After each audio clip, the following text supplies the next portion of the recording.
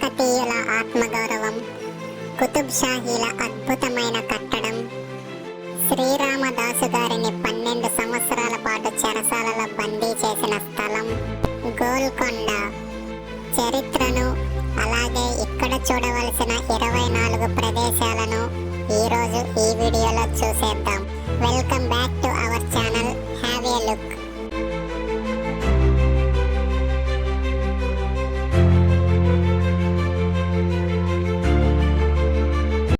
కోట లోపలికి ప్రవేశించడానికి ఇదే మెయిన్ డోర్. దీని పేరు బాలా హిస్సార్ దర్వాజా. ఎవరైనా శత్రువులు లోపలికి వెళ్ళాలంటే ఈ డోర్ని ఉపయోగించే వెళ్ళాలి. శత్రువులు ఎవరైనా ఈ డోర్ని తెరవడానికి ప్రయత్నిస్తే ఇక్కడ కనిపిస్తున్న రంధ్రం నుంచి వేడి వేడి నూనెని గుమ్మరించేవారు. ఈ డోర్కి ముందు మనకు ఇలాంటి గుండ్రటి కట్టడం ఒకటి కనిపిస్తుంది. దీని పేరు పరదా గోడ. మెయిన్ డోర్ని బద్దలు కొట్టడానికి వీలు లేకుండా దీన్నైతే కట్టడం జరిగింది. సో దీనికి ఆ పేరు పెట్టారు. దీనిపై 24 గంటలు సైనికులు గస్తీ కాస్తారు. ఈ రెండిటి మధ్య గ్యాప్ తక్కువగా ఉండడం వలన పెద్ద పెద్ద ఆయుధాలతో ఈ డోర్ని బద్దలు కొట్టడం అసాధ్యం. ఒకవేళ ఏనుగుల సహాయంతో ఈ డోర్ని బద్దలు కొట్టాలి అని చూసినా కూడా ఇరుకుగా ఉండడంతో అది సాధ్యమయ్యే పని కాదు. ఒకవేళ సాధ్యమైనా కూడా ఈ తలుపుకి కనిపిస్తున్న మేకుల్లాంటివి ఏనుగుల తలలో గుచ్చుకొని చనిపోయే ప్రమాదం ఉంది. ఇక్కడ నుంచి లోపలికి రాగానే మనకి మొదటగా కనిపించేది చప్పట్ల ప్రాంగణం. ఆ రోజుల్లోనే ఇక్కడ ఎకో సౌండ్ సిస్టమ్ ని ఉపయోగించి దీన్ని కట్టడం జరిగింది. పైన కనబడుతున్న డైమండ్ ఆకారం నిర్మాణం వలన ఇది సాధ్యమైంది.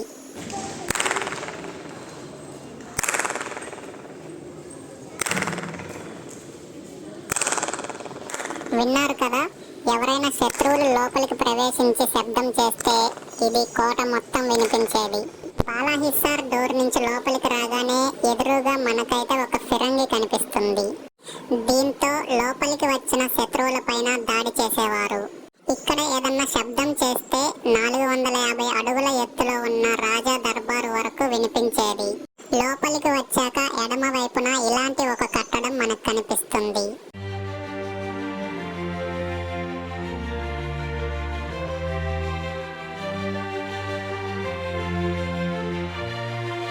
శత్రువులు ఎవరైనా మెయిన్ డోర్ని ఓపెన్ చేయడానికి ప్రయత్నిస్తే వాళ్ళపై వేడివేడి నూనెను పోసేవారని మాట్లాడుకున్నాం కదా.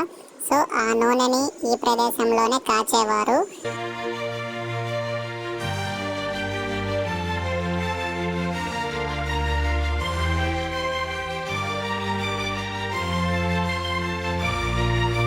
దీనిని ఆనుకొని పక్కనే మనకొక పెద్ద భవనం అయితే కనిపిస్తుంది. దీని పేరు అస్లాఖానా.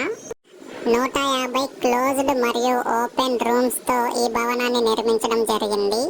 ఆయుధాలు మరియు మందుగుండు సామాగ్రి నిల్వ చేసేందుకు వీలుగా ఈ భవనాన్ని నిర్మించారు. అప్పట్లో ఉపయోగించిన తుపాకీలు, మందుగుండ్లను ఇందులో కొన్నింటిని పదిలపరచడం అయితే జరిగింది.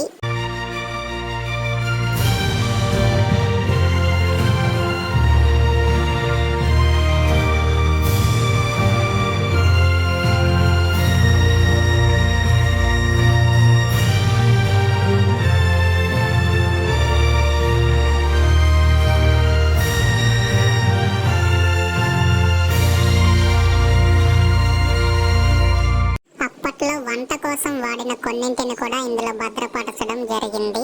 చప్పట్ల ప్రాంగణం పక్కనే ఉన్న ఈ దారిలో నుంచి వెళ్తే సైనికుల కోసం నిర్మించిన గదులని మనం చూడవచ్చు. అలాగే దీనిని ఆనుకొని వజ్ర వ్యాపారం జరిగే ప్రదేశం కూడా ఉంటుంది.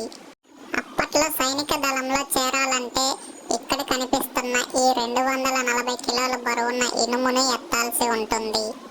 ఎవరైతే దీనిని ఎత్తగలుగుతారో వాళ్ళని మాత్రమే సైనిక దళంలో చేర్చుకునేవాళ్ళు. ఇక్కడ నుంచి కొంచెం ముందుకు వెళ్ళామంటే వజ్రాలు రాసులుగా పోసి అమ్మే ఈ నగినా బాగ్ కనిపిస్తుంది. ప్రపంచంలోనే ఎంతో ఖరీదైన కోహినూర్ వజ్రం కూడా ఇక్కడి నుంచే బయటకు వెళ్ళింది.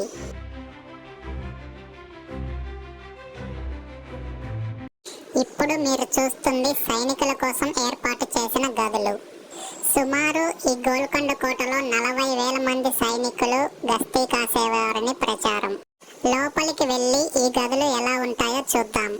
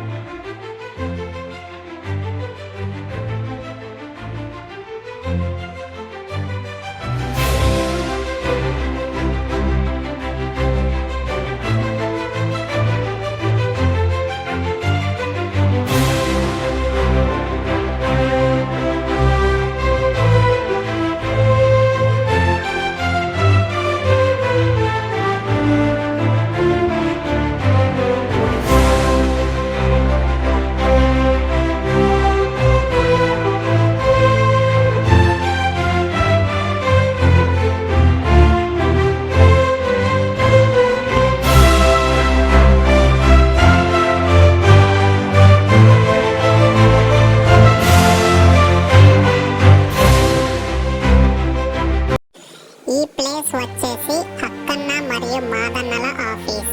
వీళ్ళు ఇద్దరు ఈ గోల్కొండ కోటకి మినిస్టర్స్.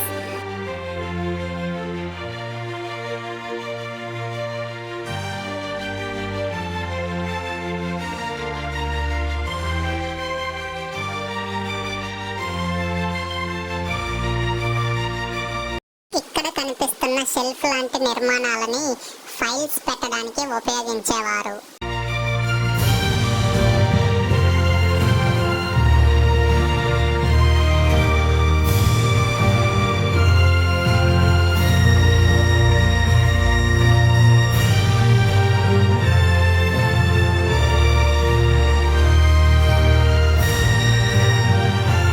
ఇక్కడ కనిపిస్తున్న ఈ నిర్మాణాలకి గోనె పట్టలను తడిపి వేలాడదీసేవాళ్ళు. సో ఇందులోకి చల్లటి గాలి వచ్చేది. మరియు అవసరమైన సమయాలలో లాంతరు దీపాలను కూడా వేలాడదీసేవారు. అక్కన్న మాదన్న ఆఫీసుల నుంచి బయటికి రాగానే మనకు ఈ రంగీన్ మహల్ కనిపిస్తుంది. అప్పటి రాజుకు కళలపై ఉన్న ఇష్టంతో దీనిని నిర్మించాడని చెబుతారు. ఈ రంగీన్ మహల్ పక్కనే అతిథులు ఎవరైనా వస్తే బస చేయడానికి గదులు ఉంటాయి. కొంచెం ముందుకు వెళ్తే ఆయుధ భాండాగారం వెనక వైపు బాగమతి ప్యాలెస్, రాణి మహల్, రాజా మహల్, అలాగే తారామతి మసీద్, అలాగే కోటపైకి వెళ్లే మార్గాన్ని చూడవచ్చు. కోటలోని ఆడవాళ్లు నమాజ్ చేసుకోవడానికి వీలుగా ఈ మసీద్ని తారామతి గారు నిర్మించారు. అందుకే దీనికి తారామతి మసీద్ అని పేరు పెట్టారు.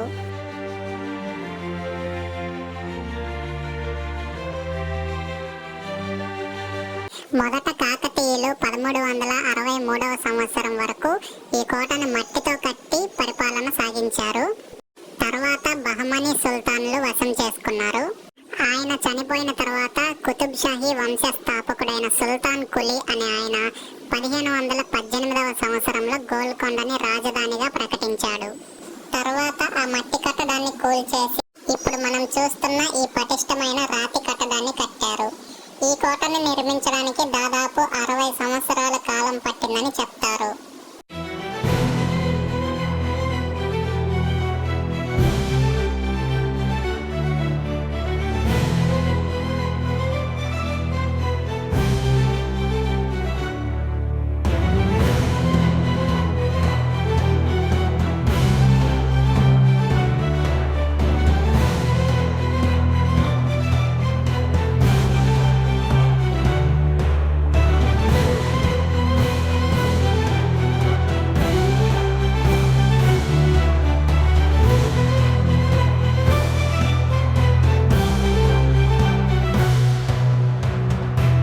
కోట పైకి వెళ్ళడానికి ముందే జనానా బాడీ గార్డ్స్ అనే వాళ్ళు ఇక్కడ ఉంటారు. మరియు కొన్ని ఫిరంగీలను మనం ఇక్కడ చూడవచ్చు. ఈ దారి నుంచి మహారాణి ప్యాలెస్ కు, అలాగే కోట పైకి, అలాగే మహారాణి ముస్తాబయ్య చోటుకి, ఖజానా దాచుకునే చోటుకి వెళ్ళొచ్చు. భాగమతి ప్యాలెస్ కు పై భాగంలో జనానా మసీద్ ఉంటుంది. మహారాణి ఇక్కడ నమాజ్ చేసుకునేందుకు వీలుగా దీనిని నిర్మించారు.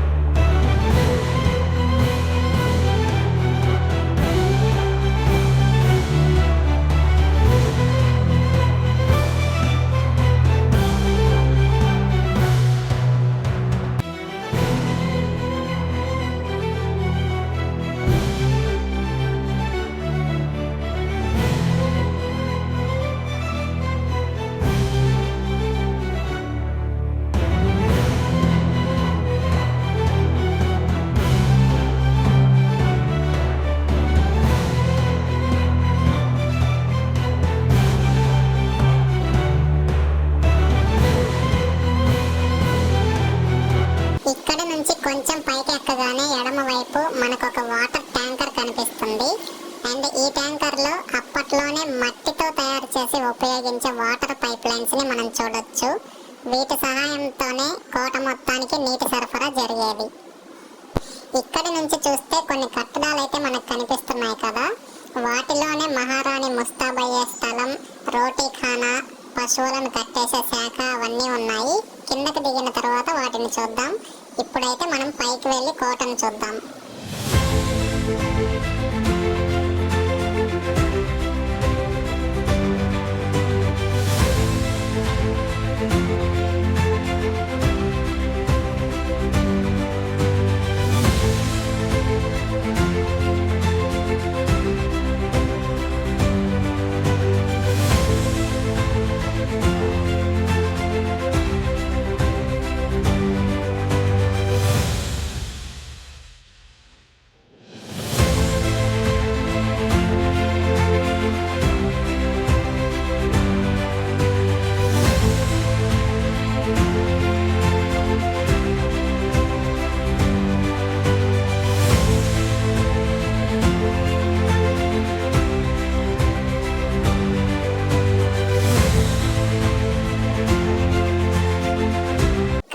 వచ్చాక మీకైతే రెండు దారులు కనిపిస్తాయి. ఎడమ వైపు వెళ్తే డైరెక్ట్ గా రాజ దర్బార్ వైపు వెళ్ళొచ్చు. అలాగే ఇటు సైడ్ కుడి వైపు వెళ్ళామంటే శ్రీరామదాసుడిని బందీ చేసిన బందీఖానాను మనమైతే చూడొచ్చు. అలాగే ఆహార పదార్థాలను దాచిపెట్టే ధాన్యాగారాన్ని కూడా చూడొచ్చు. ఇప్పుడు చూస్తున్న దాని పేరు అంబర్ ఖానా. కోటలో ఎప్పుడైనా విపత్తులు సంభవించినప్పుడు కోటలో ఉన్న ప్రజలకు, మహారాణికి అలాగే రాజుగారికి ఆహార కొరత లేకుండా ఆహారాన్ని, ధాన్యాన్ని ఇందులోనే దాచిపెట్టేవారు. ఈ అంబర్ ఖానాని కూల్చివేయకుండా ఉండడం కోసం దీనిపైన ఒక మసీదుని కూడా నిర్మించారు. ఇబ్రాహీం కులీ కుతుబ్ షాహీ కట్టించడం వలన ఈ మసీద్కి ఇబ్రాహీం మసీద్ అనే పేరు పెట్టడం జరిగింది. అలాగే కుడివైపు ఉన్న ఈ మెట్ల ద్వారా కిందకి వెళ్తే రామదాసును బందీ చేసిన జైలునైతే మనం చూడవచ్చు. రామదాసు అసలు పేరు కంచర్ల గోపన్న. ప్రజల దగ్గర శిస్తును వసూలు చేయడం కోసం రాజ్యాధికారులు గోపన్నను నియమిస్తారు. అలా ఉండగా ఒక రామాలయాన్ని నిర్మించడానికి డబ్బులు సరిపోకపోవడంతో శిస్తు రూపంలో వసూలు చేసిన డబ్బులను గోపన్న రామాలయం కట్టడం కోసం ఉపయోగిస్తాడు. ఈ విషయం తెలిసిన రాజు గోపన్నను 12 సంవత్సరాలు కారాగార శిక్ష విధిస్తాడు. ఈ జైలు ఒక దీర్ఘ చతురస్రాకారంలో ఉంటుంది. ఈ పైన కనిపించే రంధ్రాల నుంచే గోపన్నకు లోపలికి బట్టలు అలాగే ఆహారాన్ని పంపించేవారు. జైల్లో ఉన్నప్పుడు గోపన్న జైలు గోడల పైన సీత, రామ, హనుమంతుల విగ్రహాలను చెక్కి వాటిని ఆరాధిస్తూ కీర్తనలు రాశారు.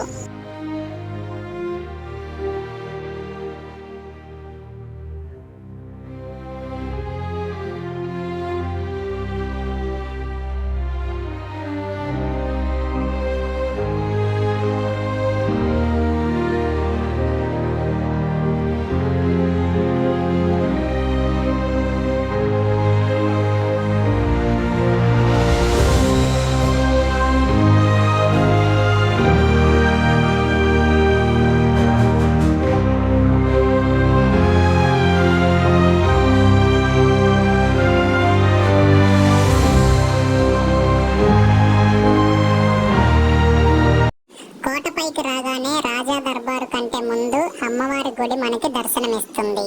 మొట్టమొదటి బోనం ఇక్కడ నుంచే జరగటం ఇక్కడి విశేషం.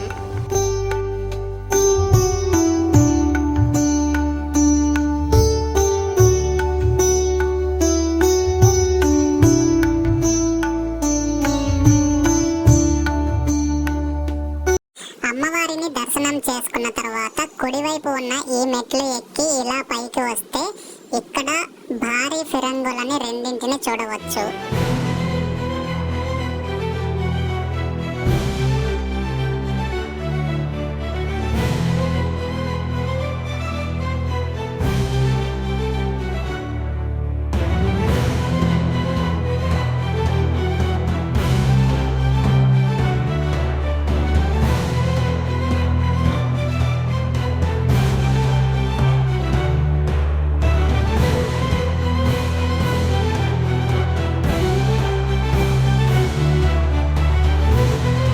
చివరిగా బయటకు రాగానే మనకు ఈ బారాదారి కనిపిస్తుంది. ఇదే రాజా దర్బారు. 12 ద్వారములను కలిగి ఉండడంతో దీనిని బారాదారి అని పిలిచేవారు. ప్రజల సమస్యలు అలాగే ఇతర విషయాలు ఇక్కడే చర్చించేవారు. బారాదారి పక్కనే ఇలాంటి ఒక మెట్ల మార్గం ఉంటుంది. రాజులు కిందకి దిగడానికి ఈ మెట్ల మార్గాన్నే ఉపయోగించేవారు. సన్నగా కనిపిస్తుంది కదా.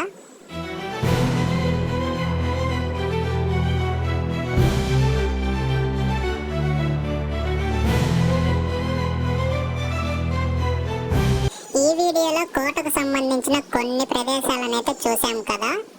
ఇప్పుడు కిందకి వెళ్ళి మరికొన్ని ప్రదేశాలు చూద్దాం. ఈ వీడియో మీకు ఎలా అనిపించిందో కామెంట్ చేయండి.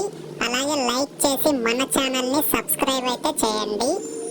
నెక్స్ట్ వీడియోలో మనం చనిపోయిన రాజు కుటుంబీకులకు మాత్రమే స్నానం చేపించే శవాల స్నాన గది, అలాగే రాణి మహల్, ఖజానా దాచిపెట్టే స్థలం, ఇంకా కొన్ని రహస్య గదులు, కోర్టు, ఏకాంత మందిరము, గుర్రాలు, ఏనుగులు, ఒంటెలను కట్టేసే స్థలము, అప్పటిలో బాత్రూమ్స్ ఎలా ఉండేవి, ఇవన్నీ చూడాలంటే మన ఛానల్ని సబ్స్క్రైబ్ చేయండి.